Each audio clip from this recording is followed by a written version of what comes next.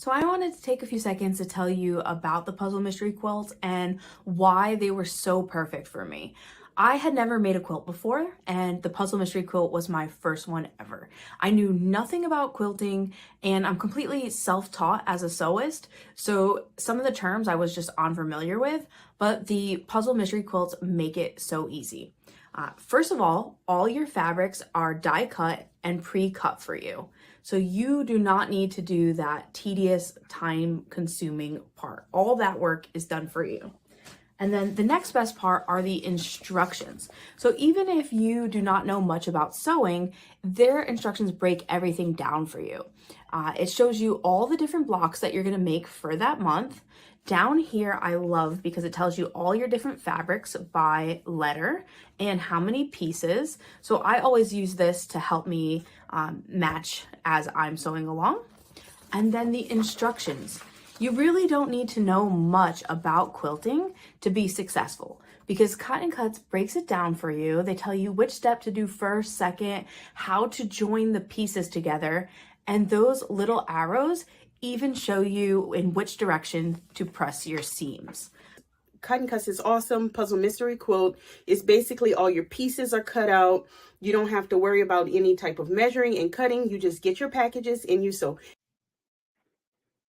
Oh, good morning, everybody. It is 9:30 on Thursday, Cotton Cuts time. Thank you so much for joining us. We are coming to you live on Facebook and on YouTube this week. So I am actually not live today. We pre-recorded this session because I am going to be in Miami at Thursday at 9:30 a.m. But we didn't want to miss our weekly time together. And so definitely engage. My team is checking all the comments. They will be answering all your questions live as we go through everything. And I think at the time this drops, I will probably be landing and getting breakfast and getting ready to enjoy 80 degrees and the beach. And so, yes, thank you all so much for taking time out today. We have a super awesome show today. So we have been watching our Facebook group and we have been hearing a lot of new first-time puzzle mystery quilters. And so we thought it was time and it was due to kind of give an introduction to the program. And you're receiving those first packages, the what do I do next, the taking the elephant and taking one bite at a time. So I'm going to cover a whole bunch of what these packages include, but I'm going to love help from our audience. I know we've got super seasoned detectives out there watching our broadcast today. If I miss anything, if I skip anything, if you do anything different, or if you want to inject a little bit of that knowledge you have from being a master inspector of our detective team, definitely put it in the comments. We're going to use this video and take snippets and share it with our folks over time because it's so we kind of get running and we get crunking and we're like, okay, it's clue 2, it's clue 3, it's clue 4. And we forget that there are some people who are doing this for the first time. And we want to make sure that everyone has a positive experience from the very beginning. Okay, so with that, this is our live. So we're going to start as we always do with questions that have been submitted from you guys. So we have 2 that we selected this week. Again, they're handed to me like literally my Paula, the off-camera Paula that runs behind the camera that you'll never see. She just handed me these pieces of paper. And so we have 2 questions that have been submitted from you guys. Thank you for doing that. As always, go to cottoncuts.com/live to submit a question to be answered here. So the first question comes to us from Wilma Arlington from Wichita, Kansas. Thank you, Wilma, for your question. If you were to switch fabric stashes with someone, who would it be and why? Oh, okay. So Wilma, this is a thinker. I kind of like this question a whole lot. So my fabric stash, let's talk kind of like what my fabric stash is. So my fabric stash is I go to a quilt shop and I like a yard or 2 of fabric and I buy it and I bring it home and it sits in a bag in a corner. And then eventually I put it on a shelf by color. And so my stash is very scrappy. It's very kind of hodgepodgey. I'll go and visit a couple quilt shops and look at all my purchases and realize I was in a low volume phase, or I really liked purple, or I really felt like I needed science themed fabric for some reason. That was a true story. So my stash is all over the map and it is very disorganized. So I think if I was to switch with someone, I would probably want to switch with someone who has a more cohesive fabric stash than mine and one that is way more organized. And so I actually follow Red Pepper Quilts on Instagram and on Facebook. And so she is a longtime quilter blogger from Australia. And she always puts together these beautifully coordinated, curated, scrappy quilts This is her thing. And she's that aspiration of the person that just grabs fabric and sews it together and it looks amazing, like a well orchestrated symphony. Me, I would agonize at the green next to the blue and not wanting to do it again and again. And so I think the red pepper quilt stash would be absolutely amazing for me to switch with. So I guess the question for you guys is who would you switch with? Like, as I'm thinking through this question, Tula Pink, but she obviously has a lot of Tula Pink fabric, but she has a lot of really old Tula Pink fabric. So like that would be an amazing stash to grab, but you'd have to be a big Tula Pink fan. So I guess, is there an influencer you follow? Is there someone, maybe it's your neighbor across the street, right? She's got a lot of really cool fabric and you love going and shopping from her stash. So give it some thought. Like, who would you switch fabric stashes with and why? Thank you, Wilma. That's a fascinating, thought-provoking question. I can't wait to see the answers to that one. All right, Betty Green from Northampton, Ohio. Thank you, Betty. Good morning to you. I'm sure you're getting this cold snap that's ripping through the Midwest. When piecing half square triangles, do you add a 1/2 inch, 5/8 of an inch, or 7/8 of an inch? Okay, so this is a good question. So we get asked this a lot. This kind of weaves into our beginning quilter theme for today. And so whenever I am quilting, meaning making, patchwork together for a quilt, I always use a 1/4 inch seam allowance. I've only ever used these bigger allowances, the half, the 5/8, and the 7/8 when I've been doing garments or clothing. And so when I think about seam allowance for quilts, it can generally be smaller. It doesn't have to be. If you're more comfortable with the 1/2 inch, do the 1/2 inch. But generally, it can be smaller because you're then quilting it together with the back. And the wear on each individual seam is not that a typical garment or a costume might get. You need the bigger seam allowances for the things that are going to get washed more frequently. The seam allowance is going to be exposed, or it's going to get worn and actually pulled and stretched. Not a lot of quilts are going to get pulled and stretched at each individual seam, so you don't have to use as big of a seam allowance. Specifically, half square triangles, I use a 1/4 inch. Now, I'll give kind of my beginner journey. So I had a white sewing machine that I think I got at Walmart when I was in college. That was kind of my first machine I owned. And I was taught in home ec, now FACS class, that you use the edge of the presser foot for your seam allowance, or you use one of the lines on the plate of your sewing machine, and you just stitch along that. It wasn't until I discovered the 1/4 inch quilting foot on a sewing machine that I really got that super awesome, precise 1/4 inch seam. And so I didn't realize that there were these things that you could actually buy other feet for your sewing machine and put them on there, but you can. It was like $10 and it completely changed all of my quilts. My seams are more consistent. They hit the 1/4 inch every time. It was a real big game changer. And it's one of those things I didn't know. You don't know what you don't know. But that 1/4 inch quilting foot really helped me. It helps me be more consistent. If I am on that machine, I know exactly where that seam is going to be. I know I'm going to be happy with it. I know I'm going to love it. So that's one of those. Yeah, I get it. Like the 1/2 inch, I thought for sure I would have to do 1/2 inch when I first started quilting because I came from, had taken that home ec class where they teach you, because you've got, kids of all skill levels and you've got to teach them to have the big fat seam allowances. When you're quilting, it does not have to be that big. But also, quilting fabric is expensive. The more you put into your seam allowance, the less is going to be in your quilt, and you're spending more money to suck it to the inside of your quilt, and you want all those fabrics to be seen. So if anyone else has any tips or tricks on that 1/4 inch, or something that you now know that you didn't know you needed to know, like that there's these 1/4 inch quilting feet out there, definitely put that in the comments and share that with people like me that might not know they don't know it. Okay, so disclaimer, as we always do, if you're watching us on YouTube and on Facebook, don't forget to accept the terms and conditions so my team can actually see you and see your name and be able to answer any follow-up questions that you might have as we go through all of our awesome stuff. This week in the shop, we are shipping Clue 2, folks. It is actually being kit and going to be put in envelopes today. They're putting labels on it. All of them are going to go out on time. I want to take a minute and thank everyone for all of your patience this past month. It has been an adventure, to say the least, getting all of our Cotton Cuts packages to you guys. There's been a lot that has taken a scenic route. It's gone from St. Louis to Washington to Boston to its final destination in Florida. It has been a whirlwind, to say the least. Everyone's doing their best to make sure that everything that we make makes it to you as quickly and efficiently as possible. I know it's been frustrating. Some of those clue ones have been taking 3 weeks to get to you. It's super frustrating for us.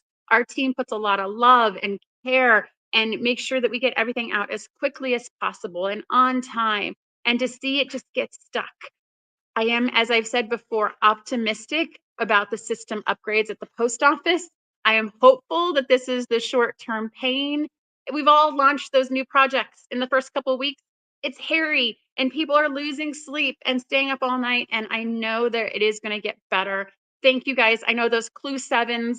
I think we're up to like maybe 250 we replaced them at our cost. We're sending them out to you. I have no doubt the original batch of Clue 7s will eventually get to you. Maybe it'll get to you before the big reveal in April. I hope so. If you get 2, keep it on us, put it into the back of your quilt, make a pillow, do whatever you want with it. But we always try to make sure that we want you to finish these projects. And if that means we have to stop production and build a special batch, we will definitely do that every day of the week because we want you to finish your quilt. We don't want this like random hole where Clue 7 should have been. That's not fantastic. Nobody wins when that happens. Okay, so we're going to give away stuff. And so we're going to be going through this kind of Clue 1 experience. And I thought it would be a great idea to give away an oops kit to someone. So stay to the end of the broadcast. We're going to give you an oops kit. If you're already a Tree of Life detective, get an oops kit for a colorway you might not be sewing, right? Why not, right? If you're, might maybe get a second one if you've already got one. And then you can sew a special border. I know our good friend Ian, off Kilter Crafter Ian, likes to do special borders. Take that extra oops kit and make a special border on your quilt. So we're going to give away one of those at the end of the show. Just hang out with us until the very end to learn how you can do that. All right, I want to make sure I don't miss any of my notes. Let's see here. So, time is running out. Paula is going to like run behind the camera if I don't say that. So time is running out to sign up for Tree of Life. Like I said, Clue 2 ships Friday. It ships this week. And so Clue 3, that's when we cut off signups because that's the end. After Clue 3, you're going to have to wait until the next mystery signs up, which will start signing up at the end of May. So make sure you get those orders in every day. I check the inventory and I think we're down to maybe only 6 or 8 colorways. And some are permanently gone for good, guys. Like if you really wanted that radiance, if you really like that juicy juice, I am so very sorry, guys. I called Andover. We literally like went to manufacturers and went to distribution. We went to stuff in the Canada supply chain and we got all that we can. And so I'm sorry you can't get that one, but don't hesitate because some of these colorways will be gone for good. So do not delay. Okay. So, as mentioned, so we've had a lot of people post in our Cotton Cuts Fabric Facebook group about being a first-time puzzle mystery detective.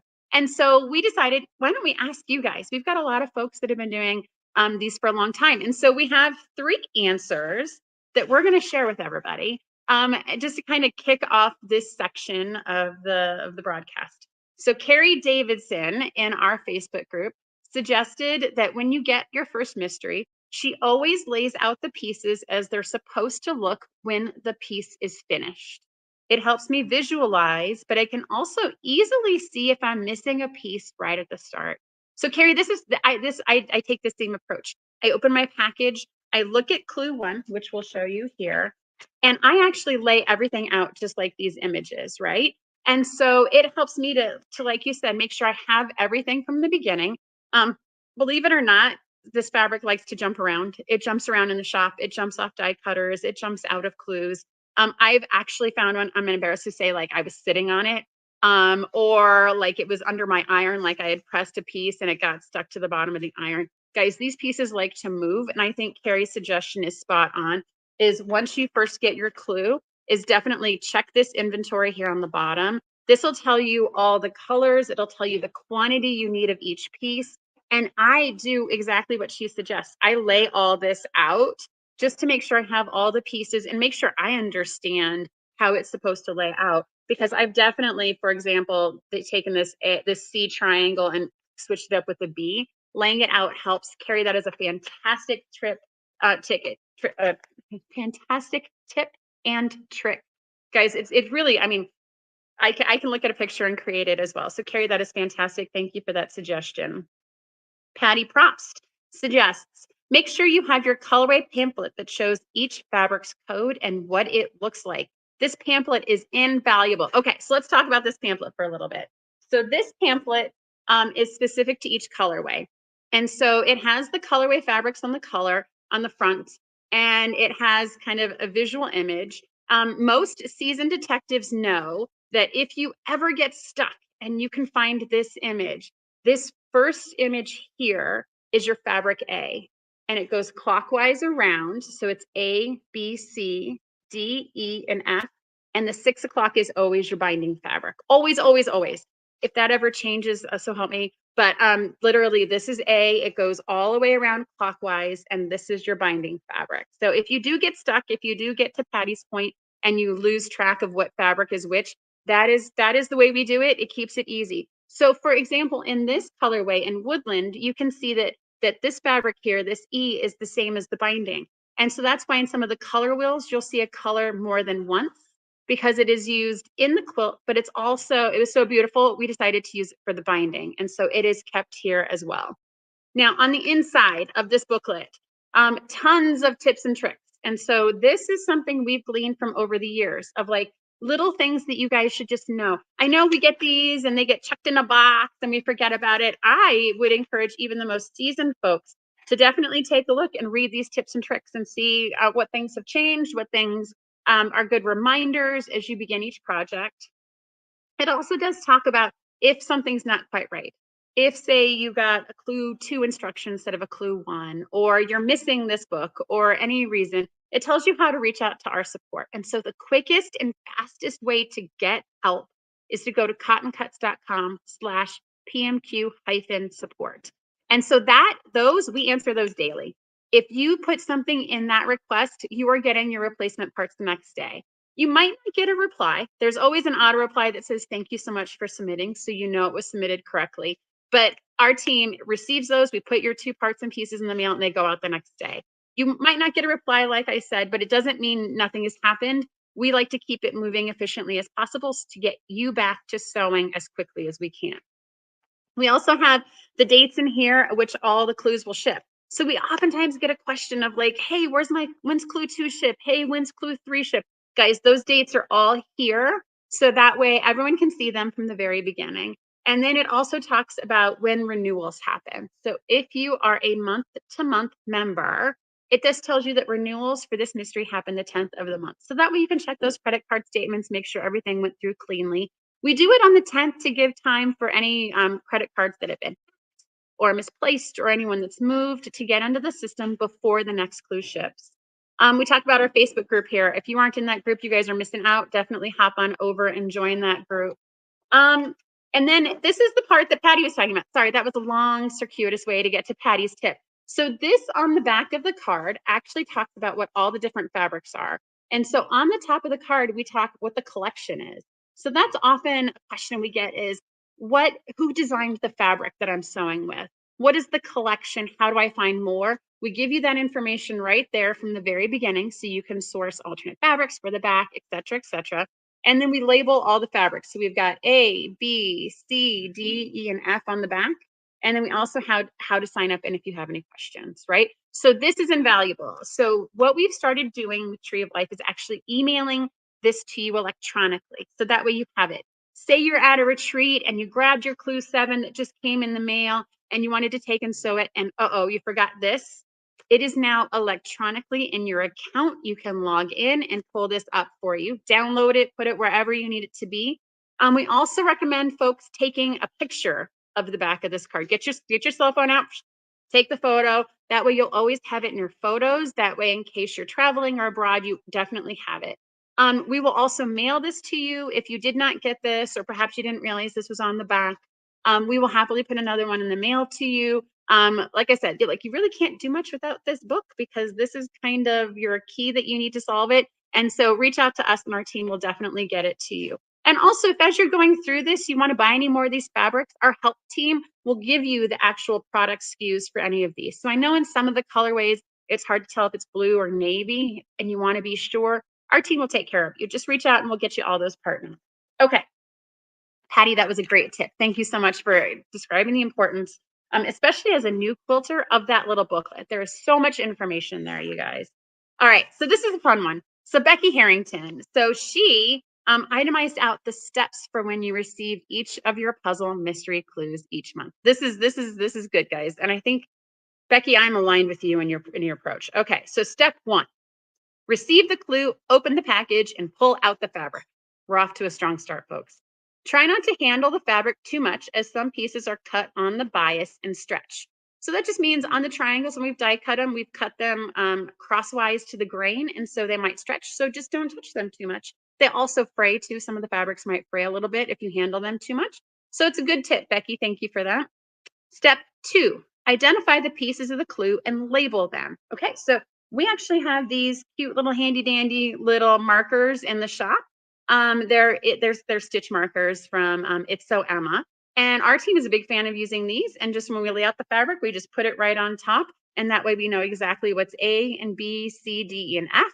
And we can keep track of it. Fantastic tip, Becky. All right, step 3, lay the pieces of the clue out before sewing. Make sure that you have a 1/4 inch foot or have your 1/4 inch marked on your machine. Sew a scrap piece to make sure that your stitches are even and the correct length. Make sure that your machine is oiled and bobbin is full and not looping when you sew the scrap. These are all fantastic, like Becky, whenever you start any project, to make sure your machine is oiled, make sure you have a full bobbin, make sure you've changed your needle at the start of every project. Make sure you have that 1/4 inch presser foot that we started talking about at the beginning. Fantastic. Step 4, guys, this is when it gets to like how I sew. Drink a glass of wine or your favorite beverage choice and enjoy the creation of your clue. Yeah, I'm a big fan of this. I have learned the hard way, though, that if you do choose to have a glass of wine by your sewing machine, make sure it has a lid. Yeah, I've knocked that over. It is not great. However, vodka is great at getting red wine out of carpet. Insider tip. Okay, step 5. Put your clue away in acid-free paper and a storage container with a note of the designated area where you placed it. That's good too, right? How often have we sewn a clue and it's clue 1 and 10 months later we can't find it because it got sucked over here and put in this other bin? I love the actual designated area where you placed it. We've asked this question in our group a couple times. How do you sew clues after you've sewn them? A lot of people put them inside the paper, so they'll actually take the clue and they sew their parts and pieces. And I actually have one here that I can show you guys. So you do this and you have your like clue 1 and you put your little fabric on the inside and keep it together. Some people put it back into the clear poly bag that Cotton Cuts mails it in. And then a lot of people get those 12 by 12 plastic scrapbook containers and keep them in there. The most creative idea that I've heard over the years is someone will go to their local pizza shop and get a pizza box. Get a clean one. Obviously you don't want one that's had pizza in it, guys. Like get one that has not had any pizza in it, and then you can actually marker on the box what it is, and you can keep all your pieces flat. The downside to folding up and putting inside the paper is then you have to iron it again, and it gets to Becky's point about not handling it too much. So the pizza box, you can keep everything nice and flat, and you don't have to worry about ironing it when you go to put it together in the end. All right, step 6, enjoy another glass of wine or beverage of your choice. Sit and relax with your quilt companion until the next clue arrives and repeat all the steps again. Becky, I love this. This is a fantastic description. And it's fun because that is exactly what the process is for putting together the mystery quilts each week. Okay. So with that, let me kind of walk through what it is like to actually make a mystery quilt. And so my table here, the team has done a fantastic job at laying out each of the individual pieces and then putting little like putting the alphabetties on them, right? So there's pictures of this on the website. There was actually a picture of this at the beginning of the show, but like laying them out, I am a big fan. Like keep all your A's together, keep all your B's together, keep all the C's together. And then that way it gets really easy. And then in the instructions, right, as we've heard from our experienced detectives, you want to mock lay out what you see here. And so what I am going to actually do is I'm going to create that. It was really, really simple. So I am going to assume that it's going to be simple to lay out live and hopefully not fall off the stool I'm sitting on or anything embarrassing like that. So it is a strip. And so I'm going to get my A big triangle and I'm going to place it here. And then I have a lot of C coming up. And so I am going to assume that this is C. And so it gets, so these are flying geese. And so I'm going to assume it gets a shoulder here. And then it's going to get another shoulder over here. And then when I look at the instructions, The C is going to get, 2 parts are going to get a short strip and 2 parts are going to get a long strip. And so I am going to lay it out like this. And so that way, when I get to the section of the instructions where I'm sewing it, I can put these 2 pieces together, sew it, press it. The instructions are very good at showing me how to actually press this component. There's arrows. We always put an arrow to show you which way to press your seam. Super important. Just kind of give up the control that you want to press to the dark side or you want to press open. In the instructions, there is always a direction in which you should press your seams. I'm going to actually show you for this unit that I just laid out. And so you can see the arrows there show you which way to press your seams. It's super important to trust the process because that seam is going to nest with a future seam that we haven't sewn yet. And so press it the way it is, and that final assembly, all those seams are going to lock together and you get beautiful points. And so, yeah, so this is kind of what everyone was talking about, was lay out this unit and lay them all out. I'm not going to do it here, but you guys get the idea. And then when you sew them together and press them per the instructions, you're going to end up with these lovelies here. And so this is actually the piece we just laid out with the shorter arm, and then the piece with the longer arm. And these have all been pressed per the instructions. There is another block that's part of clue 1. It's more complex. I think you guys get the idea and the concept. And I guess we can talk about my design board a little bit. So this is literally just a piece. It's a whiteboard that I just put batting on. It doesn't need to be anything big or extensive for this project. That's part of the things I like about it, is since it's so small, it is pretty portable. I can use a small little design wall like this. You could also just lay it out on your cutting mat as well that you're not using, because you don't have to cut anything because we've done it all for you. Now, one of the most common questions we get asked is, I'm not making a block, right? I'm used to making a block of the month at my quilt shop. And I'm used to it being like, this is the block I'm going to make this month. We don't call our Puzzle Mystery Quilt a block of the month because it's not a block of the month. You are making puzzle mystery pieces that you are then going to sew together at the end in a random fashion.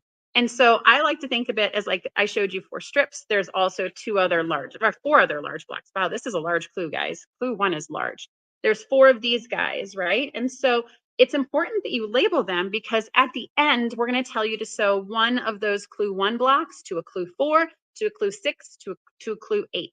And it's going to be like a jigsaw puzzle. That final clue is so much fun to put together, because it's not one of those quilts where I'm just sewing this block next to this block, next to this block, next to this block, and it's monotonous. And I, press one this way, press one this way.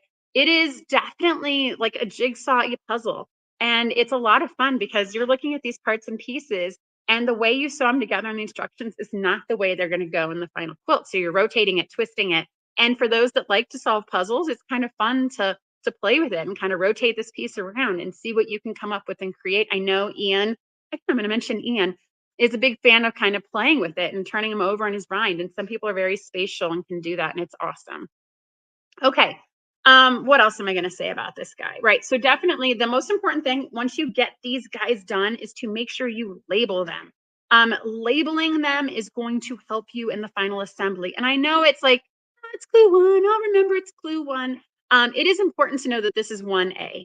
And so there's a lot of different ways people have done this. I'm sure some folks will put in the comments tips and tricks that they've had for labeling these blocks.